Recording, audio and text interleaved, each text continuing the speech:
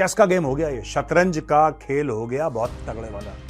क्योंकि इजराइल ने real war scenario में प्रूव कर दिया कि भाई 99% जो उसकी तरफ हमला हुआ है उसको रोकने की सलाहियत इजराइल रखता है। और दुनिया लगाएगी भारी सैंक्शंस, ईरान की चीखें निकल जाएंगी।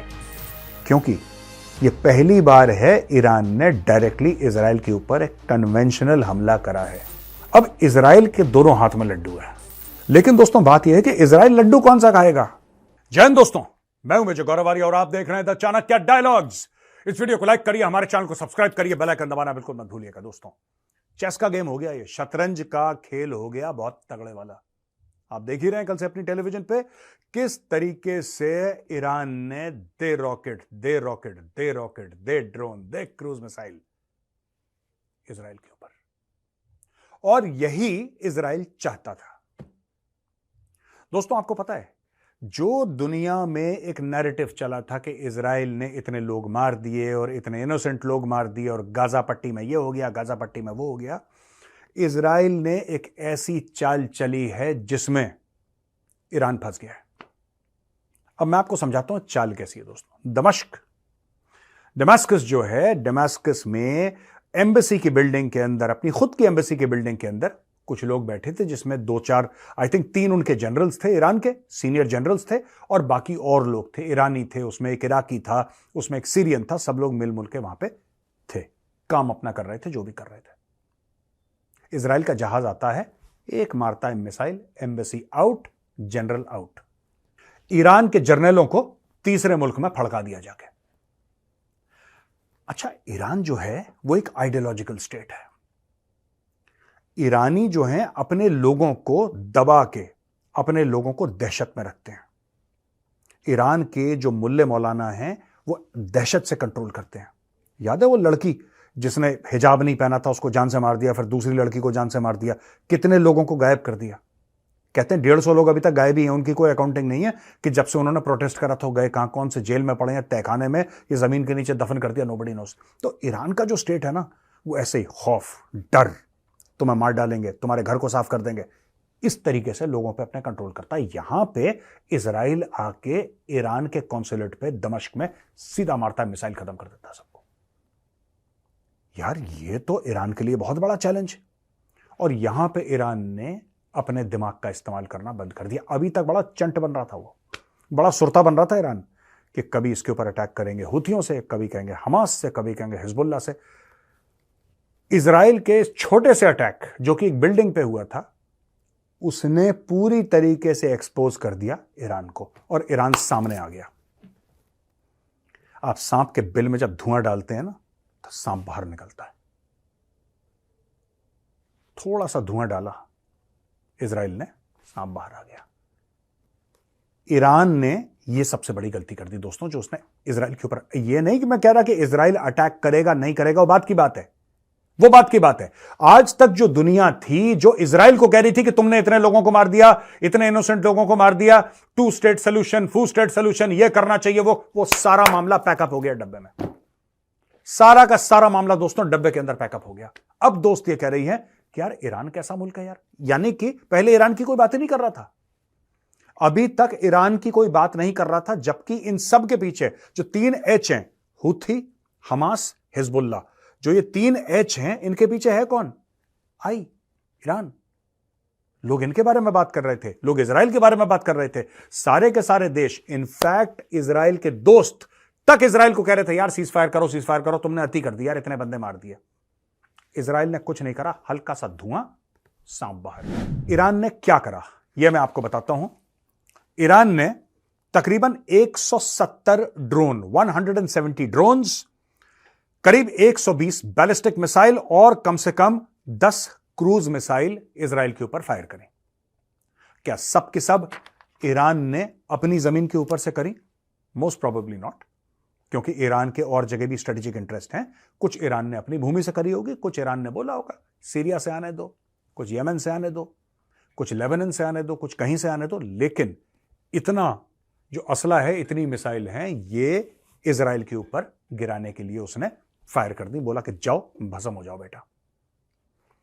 इजराइल के 3 टियर एयर डिफेंस है दोस्तों। जो ड्रोन है या लो लेवल का थ्रेट है, उसके लिए इजराइल का जो सिस्टम है उसका नाम है आयरन डोम। भारत में बड़ा मशहूर है क्योंकि हमने जब से देखा है, जब से आयरन डोम आया है, तो इंडिया में बड़ा एक, जिसको कहते हैं ना कल्ट फॉलोइंग इसकी हो गई। सब लोग आयरन डोम की बात करते हैं कि साहब आयरन डोम है।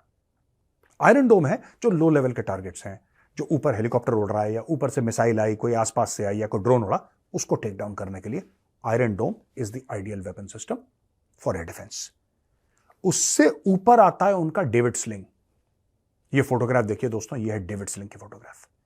ये डेविड स्लिंग और हाई ऑल्टीट्यूड में जाके एंगेज करता है, और थोड़ा सा और हाई ऑल्टीट्यूड में जाके एंगेज करता है टारगेट्स को। अगर फाइटर जेट आ गए या कुछ और आ गए, उनको एंगेज करता है।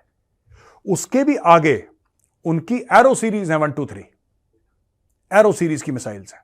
ये एरो सीरीज की मिसाइल्स जो बिल्कुल आगे जाके आपको किसी को बर्बाद करना हो, तो इसमें तीनों के तीनों एक्टिव हो गए।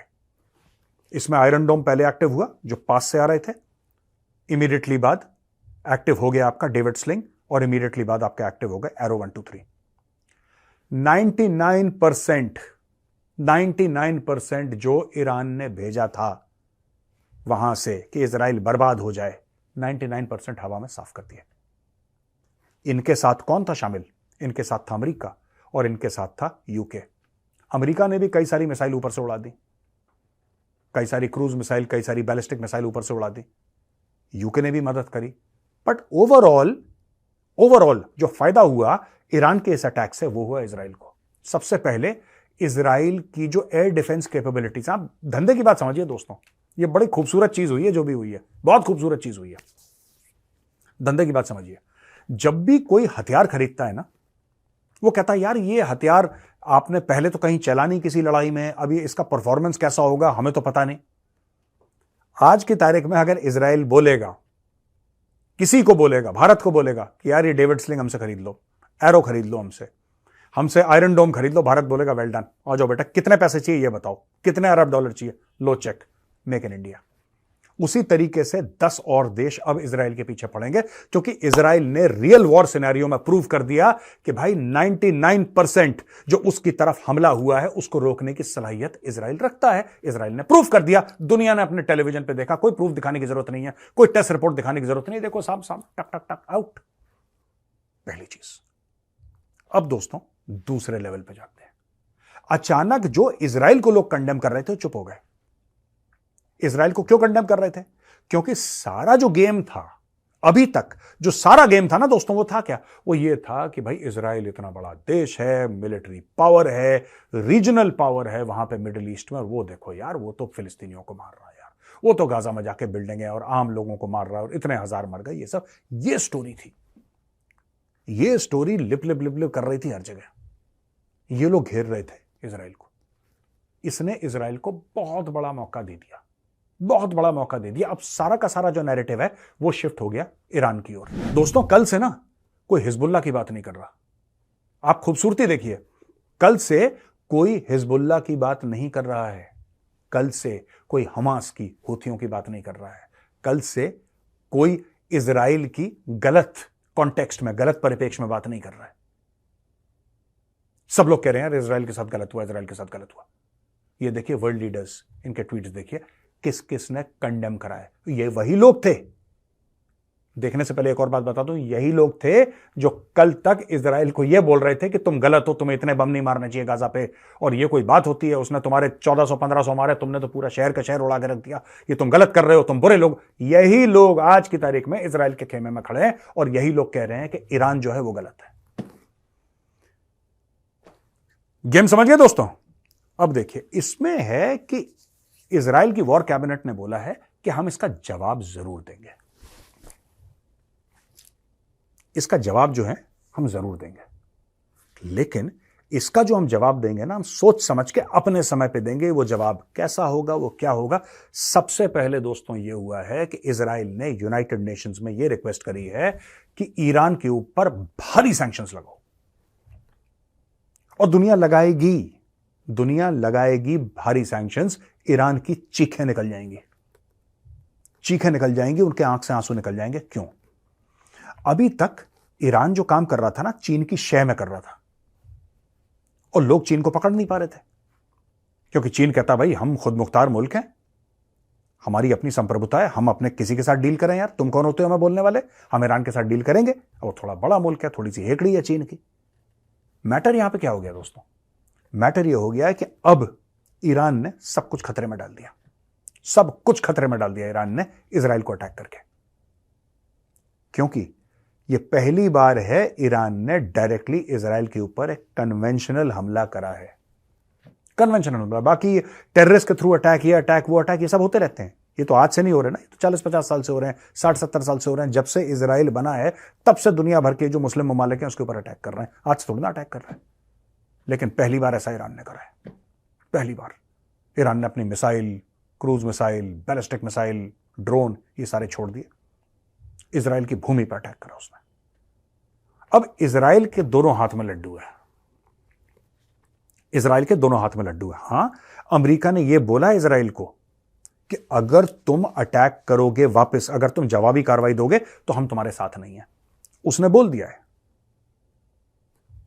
दे have said it to Israel कि भाई अगर तुमने ईरान का जवाब, ईंट का जवाब पत्थर से दिया तो हम तुम्हारे साथ नहीं है। और भी लोग बोल रहे हैं कि इसको डीएस्केलेट करो, डीएस्केलेट करो, बहुत लड़ाई हो गई, कम करो, कम करो, कम करो। अब इजराइल के दोनों हाथ में लड्डू हैं बॉस। इजराइल के हाथ में कैसे लड्डू हैं? दोनों हाथ में ऐसे लड्डू हैं कि देखिए, अब इजराइल पूरा का पूरा जो नैरेटिव था गाजा का, वो नैरेटिव अब शिफ्ट हो गया ईरान की ओर। ठीक है जी, एक तो एक लड्डू है। दूसरा ये लड्डू है कि अब इजराइल दुनिया से ये बोलेगा कि भाई ठीक है, आप हमसे कह रहे हो कि इनको अटैक मत करो, आप कह रहे हो, चलो मान लेते हैं हम इनके ऊपर अटैक नहीं करते, यानी कि इजराइल ईरान के ऊपर अटैक नहीं करेगा, मान लो। आप हमें क्या दोगे ये तो समझाओ, वरना हम तो जा रहे हैं अटैक करने के लिए। और दोस्तों, उसके पास F-35 है इजराइल के पास, और F-35 इतना बड़ा जहाज है, इतना बड़ा जहाज है, उसका जो साइज है, लेकिन क्योंकि वो स्टेल्थ है, ऐसा लोग कहते हैं, मैंने आर्टिकल्स पढ़े हैं कि वो जो उसमें स्टेल्थ कैपेबिलिटी इतनी है, it is almost invisible to the radar. Almost कह रहा हूं, वो लगता है it comes to be the size of a golf ball, इतनी होती है golf ball, it comes to be the size of a golf ball. वो इतना बड़ा जहाज F-35 वो इजराइल के पास है। इजराइल अगर F-35 ले जाता है और इजराइल अगर F-35 ईरानियन एयर स्पेस में घुसाता है, ईरानियंस के पास ऐसा कोई सिस्टम नहीं है जिनसे उनको पता लग जाए कि F-35 आ गया है। लेकिन दोस्तों, बात यह है कि इजराइल लड्डू कौन सा खाएगा, कौन सा लड्डू खाना पसंद करेगा? उसके दोनों हाथ में लड्डू है, वो कौन सा लड्डू खाना पसंद करेगा? अगर वो दुनिया को इन्वॉल्व करता है, पूरी दुनिया को इन्वॉल्व कर लेता है, क्योंकि अभी पलड़ा जो है कई महीनों के बाद, अक्टूबर के बाद पहली बार पलड़ा जो है वो इजराइल के हक में भारी पड़ा है। अब इजराइल इस गेम को कैसे खेलेगा ये देखने वाली बात है। मैं आपको अपना बता दूं, मुझे क्या लगता है इजराइल क्या करेगा। मुझे लगता है इजराइल जरूर अटैक करेगा, लेकिन वैसा नहीं जैसे कि ईरान सोच रहा है कि तेहरान पे बम मार दिया, ये कर दिया। मुझे नहीं लगता, and I have been wrong before. यार मैं क्यों आपसे बोलूं कि नहीं, मैं जो बोल रहा हूं वही सच है, ऐसी बात नहीं है। मुझसे भी गलतियां हुई हैं इन द पास्ट, एनालिसिस में गड़बड़ हो जाती है कभी कभी। लेकिन मुझे लगता है कि जिस तरीके से इजराइल ने ये पूरा गेम खेला है और जिस चंगुल में फंस गया है, देखिए अगर इजराइल वापस अटैक कर देता है ईरान के ऊपर तो इजराइल के लोग तो खुश हो जाएंगे, लेकिन फिर यह बात हो जाएगी कि इस्लामिक दुनिया और एक तरफ यहूदी और क्रिश्चियन और दूसरी तरफ इस्लामिक दुनिया, और यह लड़ाई कोई लड़ना नहीं चाहता। क्योंकि आज की तारीख में सऊदी अरब हो, यूएई हो, ये मुस्लिम देश हैं, कट्टर मुस्लिम देश हैं, लेकिन इनको ईरान पसंद नहीं है। In fact nobody likes Iran, nobody likes Iran. China tolerates Iran, Iran को कोई पसंद नहीं करता। ये अजीब से, ये नॉर्थ कोरिया टाइप के हैं ये लोग, इनको कोई पसंद नहीं करता। Nobody is comfortable with Iran. Iran की भारत के साथ दोस्ती है। भारत ने पता नहीं कैसे क्या करा, भारत ने, जयशंकर साहब ने क्या करा, इनको मैनेज कर लिया अच्छी तरीके से। ये जयशंकर साहब से हाँ हबीबी हबीबी जो भी इनकी लैंग्वेज में होगा, पर्शियन में बोलते रहते हैं, तो हबीबी तो is an Arabic word. Jaishankar साहब ने इनको मैनेज कर रखा है। जयशंकर साहब एक साइड में गले मिलते हैं ईरान से, एक साइड में गले मिलते हैं इजराइल से। अब इसमें इंडिया का क्या रोल है दोस्तों? ऐसा है कि हमारा चाबहार पोर्ट है जिसमें हमने अरबों डॉलर लगाया, और दोस्तों जो चाबहार पोर्ट है ना, वो बहुत जरूरी है नॉर्थ साउथ इकोनॉमिक कॉरिडोर को लेकर। तो भारत ये कभी नहीं चाहेगा कि इस एरिया में कोई भी फसाद हो, क्योंकि भारत की ट्रेड के लिए बड़ा गड़बड़ है। लेकिन मुझे ऐसा लगता है दोस्तों कि इजराइल जो है ना, अब गन्ने को मशीन में डालेगा, फिर दोबारा डालेगा, फिर फोल्ड करके डालेगा, फिर घुमा के डालेगा। इस पूरे मैटर में इजराइल पूरा जूस निकालेगा। हां, इजराइल अटैक कर सकता है, लेकिन अगर इजराइल ने अटैक कर दिया ईरान के ऊपर तो इजराइल अपना सारा एडवांटेज खो देगा। आज की तारीख में पहली बार इजराइल के पास मॉरल हाई ग्राउंड है दोस्तों। अब ये देखिए, यहां पे क्या इजराइल को रिटेलिएट करना चाहिए? मुझे ऐसा लगता है कि इजराइल को रुकना चाहिए कि दुनिया क्या कह रही है, सबसे पहली बात। और पाकिस्तान का फैक्टर बहुत जरूरी है। अब आप बोलेंगे मेजर साहब तो हर चीज में पाकिस्तान को ले आते हो, हर चीज में पाकिस्तान को। मैं आपको बताता हूं इसमें पाकिस्तान का फैक्टर क्यों इतना जरूरी है। मैंने ये बात बहुत पहले बोली थी दोस्तों, मैंने ये बात आपको बहुत पहले बोली थी, इसी प्लेटफॉर्म पर बोली थी। आज मैं दोबारा इस प्लेटफॉर्म पर बोल रहा हूं, पाकिस्तान इसमें बहुत इंपॉर्टेंट है। कुछ समय पहले अमेरिका ने पाकिस्तान को $450 मिलियन दिए थे अपने F-16। ठीक ठाक कर लो, सर्विसिंग करवा लो, इसके लिए रॉकेट शॉकेट हार्ड पॉइंट जितने भी हैं सब कुछ खरीद के ये ले लो। $450 मिलियन की एड दी थी यूएस ने पाकिस्तान को। पाकिस्तान ने बखूबी उसका काम करा। उसने तालिबान के ऊपर भी बम गिराए अफगानिस्तान के अंदर, और उसने ईरान के ऊपर भी बम गिराए। यानी कि जो झिझक थी कि इस्लामी ममालिक पे हमला नहीं करना, वो झिझक पाकिस्तान की निकल गई। मुझे ऐसा लगता है कि आगे चल के ये अमेरिकन्स ने पाकिस्तानी फोर्सेस को, आर्म्ड फोर्सेस को एक प्यादा बना के रखा हुआ है कि बेटा तुम हमारे स्लीपर सेल हो, जब हम तुम्हें बोलेंगे तब तुम एक्टिव हो जाना। मुझे ऐसा लगता है दोस्तों, ये मेरा अनुमान है, हो सकता है गलत हो, लेकिन ये मेरा बड़ा स्ट्रॉन्ग सेंस है, और ये मैं पहले कई बार बोल चुका हूं, बड़ा स्ट्रॉन्ग सेंस है मेरा कि इस पूरे मैटर में, in this entire matter what will happen is, ये लोग जाके चुपचाप से, ठीक है, जिस दिन ज्यादा मैटर हाथ से बाहर निकला और ईरान ने ज्यादा चूं चूं करी, यहां से अमेरिकन जनरल पाकिस्तान को बोलेगा hello hello general Asim Munir. Asim Munir बोलेगा वालेकुम सलाम मालिक, आपकी क्या ख्वाहिश है? वो बोलेगा मेरे जिन, अटैक कर दे तू ईरान पे। पाकिस्तान ने दोस्तों किसी भी बहाने से अटैक करा हो ईरान को, लेकिन सच बात यह है कि पाकिस्तान ने ईरान को अटैक किया है। F-16 एयरक्राफ्ट से अटैक करा है और अमेरिकन की शरण में करा है। आपको नहीं लगता कि अगली बार जब अमेरिकन को जरूरत होगी और वो फोन करेंगे हेलो हेलो, तो बोलेगा जी वालेकुम सलाम, आ रहा है F-16। ये होने वाला है दोस्तों, ये होने वाला है। फिलहाल के लिए जो लोग कह रहे हैं कि तृतीय विश्व युद्ध हो जाएगा, थर्ड वर्ल्ड वॉर, ये सब ये भारतीय मीडिया में ही हो रहा है। Third world war, Indian media को बिलीव मत करिए, ये बात बात पे थर्ड वर्ल्ड वॉर करवा देते हैं। इनका बस चले तो एक्चुअली लड़ाई करवा दें अपनी टीआरपी के चक्कर में। डोंट बिलीव देम, कोई थर्ड वर्ल्ड वॉर नहीं हो रहा। लेकिन हां, स्थिति जो है थोड़ी सी परेशान करने वाली है। भारत की ट्रेड इंपैक्ट हो रही है, वायलेंस होगा, ऑयल के प्राइसेस ऊपर नीचे होंगे, इतना जरूर है, ट्रेड पे इंपैक्ट पड़ेगा ये। लेकिन जो ये इंडियन मीडिया कह रहा है कि थर्ड वर्ल्ड वॉर करेंगे, मुझे लगता है कि दाल के अंदर थोड़ा ज्यादा इन्होंने तड़का डाल दिया। दाल ज्यादा होनी चाहिए, तड़का कम होना चाहिए। भारतीय मीडिया क्या करता है कि तड़का ज्यादा होता है, दाल कम होती है इनकी, है ना, मैटर खराब हो जाता है। चलिए, तो अब दोस्तों हम आते हैं सवाल और जवाब पे। पहला सवाल है सौमिश्री साहू का, क्या ये Iran Israel conflict third world war की शुरुआत हो रही है? बिल्कुल नहीं, zero, there is no third world war. हां, एस्केलेट होगी, फिर डी एस्केलेट हो जाएगी, लोग इसको संभाल लेंगे, कोई थर्ड वर्ल्ड वॉर नहीं है ये सब जैसा मैंने बताया दोस्तों, ये भारतीय मीडिया के दिमाग के कीड़े हैं ये हर जगह थर्ड वर्ल्ड वॉर। जब रशिया और यूक्रेन का हुआ था, क्या ये थर्ड वर्ल्ड वॉर है? ठीक है, सोनू सीढ़ियों से गिर गया और मोनू के सर पे पड़ा, क्या ये थर्ड वर्ल्ड वॉर है? इनका यही है बस। सार्थक पांडे जी कहते हैं नमस्ते मेजर सर। नमस्कार Sarthak ji. Iran has attacked Israel 300 missiles and opened a new chapter in the war. What are your views? And what will India do in such a situation? We have a relationship with both countries.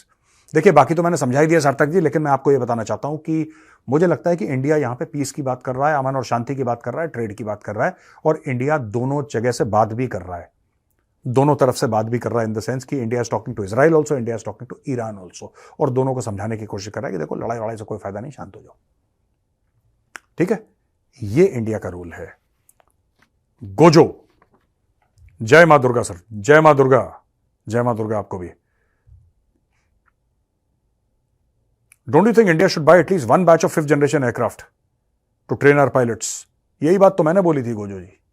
अब Gojo आपका real नाम है क्या है मुझे नहीं पता, लेकिन यही बात मैंने बोली थी कि हमारा जो आएगा एयरक्राफ्ट 5th जनरेशन वो 2035 तक आएगा, 11-12 साल के बाद आएगा, फिर they will, I think we should just buy one batch. Batch क्या मतलब, 5 स्क्वाड्रंस तो हो जाएं आपके, जस्ट F-35 हो, विचेवर जो भी इनको लेना है, पर एक इमीडिएटली करते हैं, उस पर इमीडिएटली काम शुरू हो जाए, और हमारा जब आएगा तब देख लेंगे।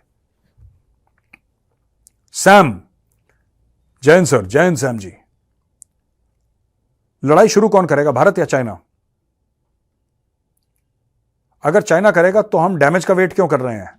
पहले से एक्शन क्यों नहीं आ जाते हम लोग? भारत अटैक क्यों नहीं कर देता और अपनी टेरिटरी वापस ले ले? अगर मोदी जी 3 ट्रिलियन इकोनॉमी देख रहे हैं, ये सैम जी आपके थोड़ा सा डेटा गड़बड़ है। India is already a 4 trillion plus economy और 4 ट्रिलियन इकोनॉमी। और दूसरी चीज है कि देखिए, लड़ाई शुरू करना ना, there are various consequences of war. तो जब भी आप लड़ाई शुरू करें, योर प्लानिंग जो भारत ले रहा है, देखिए लड़ाई होगी, ये बात तय है, ये हमें भी पता है, ये चाइना को भी पता है, ये खटपट होने वाली है भारत और चाइना के बीच में। लेकिन आप ये कह रहे हैं कि भारत पहले शुरू कर दे, नहीं। मैं आपको छोटा सा एग्जांपल देता हूं। अभी तो लोगों ने फिल्म देख ली होगी, फिल्म में ही पता लग गया होगा, सैम बहादुर फिल्म में श्रीमती इंदिरा गांधी ने बोला था सैम बहादुर, जो जनरल सैम मानेकशॉ को, she told general Sam Manekshaw that general April में अटैक करना है। जनरल मानेकशॉ ने मना कर दिया, ही सेड नहीं। उन्होंने कारण बताया कि इस वक्त हम तैयार नहीं हैं, हमें अटैक नहीं करना है, हम बिल्कुल भी तैयार नहीं हैं, और हमारे पास और चीजें जो हैं वो आने की जरूरत है, हमारे पास और हथियार चाहिए, एम्युनिशन चाहिए, हमें एक्सरसाइज करनी है, हमें आसपास में तालमेल बढ़ाना है। उन्होंने ये भी बताया है कि बंगाल साइड में बारिश होगी तो हम लोग जाएंगे, बॉकडाउन हो जाएंगे, काफी सारी चीजें बताई। पाकिस्तान ने ऑपरेशन चंगेज खान लॉन्च करा, अनेकों इंडियन एयरफील्ड्स पर अटैक करा। He picked up the phone, he told the prime minister, now's the time. 13 दिन के अंदर एक नया देश बन गया जिसको आप बांग्लादेश के नाम से जानते हैं। सही समय पर की हुई चीज हर समय डिविडेंड देती है। होश में प्लानिंग के साथ की हुई चीज हर समय डिविडेंड देती है, हर समय बढ़िया रिजल्ट देती है। जोश में की हुई चीज विदाउट प्लानिंग, जोश जरूरी है लेकिन जोश में की हुई चीज without planning will always be detrimental to the final outcome. तो दोस्तों, यहां पे आज का वीडियो होता है खत्म। अगर वीडियो पसंद आए तो उस वीडियो को लाइक जरूर करिएगा, हमारे चैनल को सब्सक्राइब करिए, बेल आइकन दबाना बिल्कुल भी मत भूलिएगा। जय हिंद, वंदे मातरम, भारत माता की जय।